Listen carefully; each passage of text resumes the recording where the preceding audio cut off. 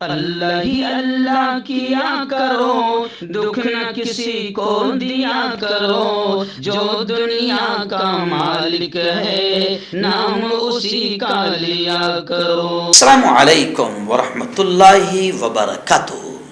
नाज़रीन, हेडलाइन आपने देख लिया। आज थोड़ा सा 3 मिनट इसी खबर पर बात कर लेते हैं। जी हाँ, हेडलाइन आपने देखा कि अब तक मैंने 600 मदरसों को बंद करवा दिया और 300 मदरसों को बंद करवाऊंगा। चलिए, बहुत अच्छी बात है भाई। कौन है ये? जी हाँ, यह है रियासत आसाम के मुख्यमंत्री सीएम।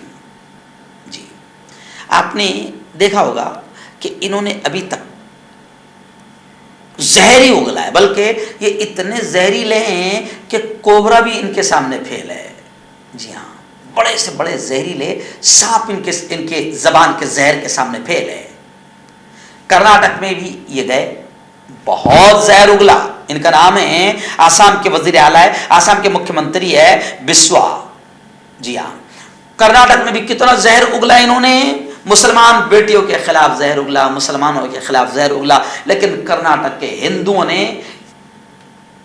इनको नकार दिया, इनको जबरदस्त जलील किया, थप्पड़ मारी कर्नाटक के हिंदुओं ने भी। और इन्हें और इनकी पूरी टीम जो वहां पर जहर उगल रही थी, बीजेपी के जितने नेता जो बिल्कुल माहौल को गंदा कर रहे थे, नापाक कर रहे थे, हिंदू मुसलमानों को लड़ाने की कोशिश कर रहे थे, मुसलमानों के खिलाफ बयान दे रहे थे, हिजाब के खिलाफ बयान दे रहे थे, लव जिहाद के नाम पर नफरतें फैला रहे थे, न जाने क्या क्या नफरतें फैला रहे थे। लेकिन कर्नाटक के हिंदुओं ने भी इनको लाते और घूसे मारकर वहां से जलील करके बाहर निकाला। ये वही वजीर आला है आसाम के, हेमंत बिस्वा। इनका बड़ा बयान आया है। करीमनगर में इन्होंने बयान में कहा है कि हम आसाम में लव जिहाद को रोकने के लिए काम कर रहे हैं। और उन्होंने फिर यह भी कहा कि हमने आसाम में 600 मदरसों को बंद करवा दिया और आसाम में हम 300 मदरसों को बंद करने जा रहे हैं, 300 मदरसों को और हम बंद करवाएंगे। तो चलो भाई, बहुत अच्छी बात है, बहुत अच्छी बात है। और अब लोग इनको ट्रोल करते हुए लिख रहे हैं कि हेमंत बिस्वा जी, बिल्कुल अच्छा काम है। अगर आपको सत्ता में टिके रहना है, अगर आपको कुर्सी पर जमे रहना है, अगर आपको हुकूमत बाकी रखना है, तो मदरसों को बंद करवा दो, कॉलेजों को बंद करवा दो, स्कूलों को बंद करवा दो। क्योंकि जितने जाहिल और गोबर भक्त और अंधभक्त रहेंगे तो आपकी कुर्सी टिकी रहेगी।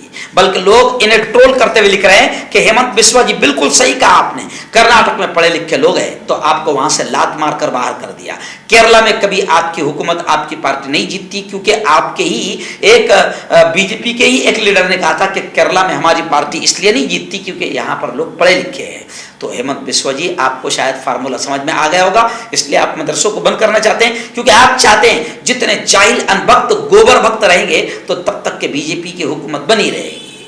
लेकिन याद रखें आप कि घटिया और नीच कुर्सी के लिए आप आसाम को जाहिल रखेंगे, आप आसाम को अनपढ़ रखेंगे, आप आसाम को पढ़ने नहीं देंगे, तो आगे चलकर आप आपका भी नुकसान करेंगे और मुल्क का भी नुकसान करेंगे। और लोग ये भी मशवरा दे रहे हैं कि बिस्वा जी, कर्नाटक में आपने हालत देख लिया कि अब लोग नफरतों की फैक्ट्रियों को पसंद नहीं कर रहे हैं, मोहब्बतों की दुकान राहुल गांधी खोलते चले गए तो कर्नाटक वालों ने मोहब्बतों की दुकान को कबूल कर लिया। और अब लोग तुम्हारे झूठ से और तुम्हारी मक्कारी से, तुम्हारी गद्दारी से और तुम्हारे जहरीले बयानों से लोग अब परेशान हो गए।